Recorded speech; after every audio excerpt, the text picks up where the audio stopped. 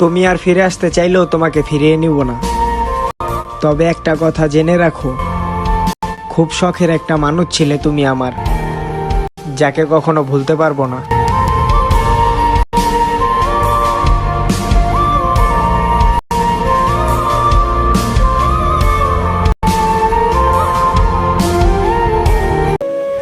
পুরুষের বাহিরটা থাকে শক্ত, কিন্তু ভেতরটা থাকে প্রচুর নরম।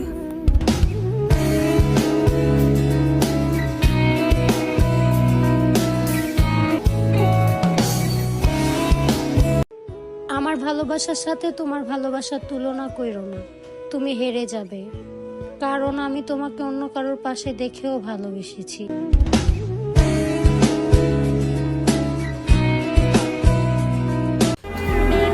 ইতিহাস সাক্ষী, শখের নারীকে হারানোর পরই সব ছেলেরা প্রতিষ্ঠিত হয়।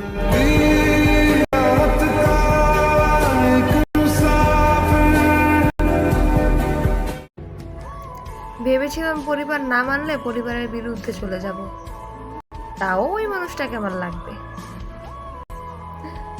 কিন্তু পরিবার আমার বিরুদ্ধে যাওয়ার আগেই সে আমার বিরুদ্ধে চলে গেছে।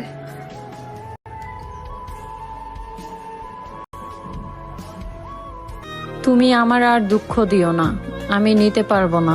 শত ব্যথা শত আঘাতেও আমি কান্না করিনি, কিন্তু তোমার অভাবে আমি অবশ শিশুর মতো কান্না করেছি। আহ, কতটা শখের মানুষ ছিলে তুমি, যদি তোমারে বুঝাইতে পারতাম।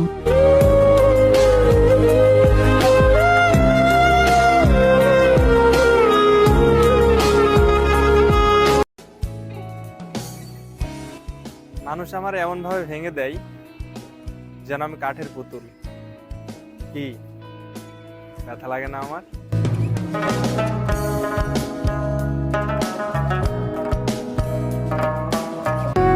কারোর সাথে নিয়ম করে কথা বলার অভ্যাস করো না। হঠাৎ করে কথা বলা বন্ধ করে দিলে বিশ্বাস করো, নিঃশ্বাস নিতেও কষ্ট হবে।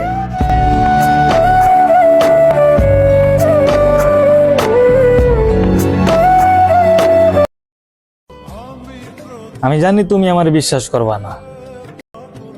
এমন কোনো দিন নাই, এমন কোনো সময় নাই যে আমি তোমার মনে না করি।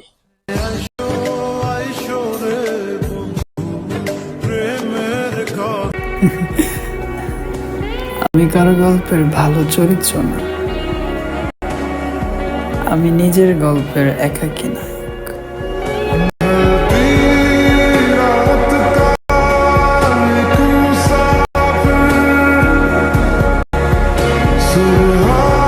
কখনো যদি এমন হইতো তুমি হইতা আমার জায়গায় আর আমি হইতাম তোমার জায়গায়, তুমি আমার মতো রাত জাগিতা, আমি তোমার মতো রাতে ঘুমিয়ে যেতাম।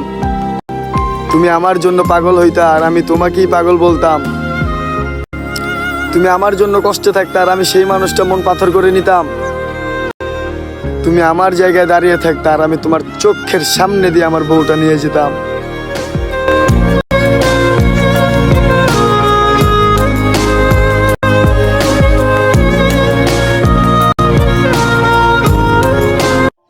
রোজা রাখা অবস্থায় নাকি কোনো কিছু চাইলে আল্লাহ তুমি ফিরাও না।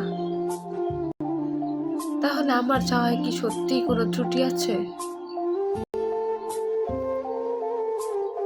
আমাকে কেন দিতেছো না?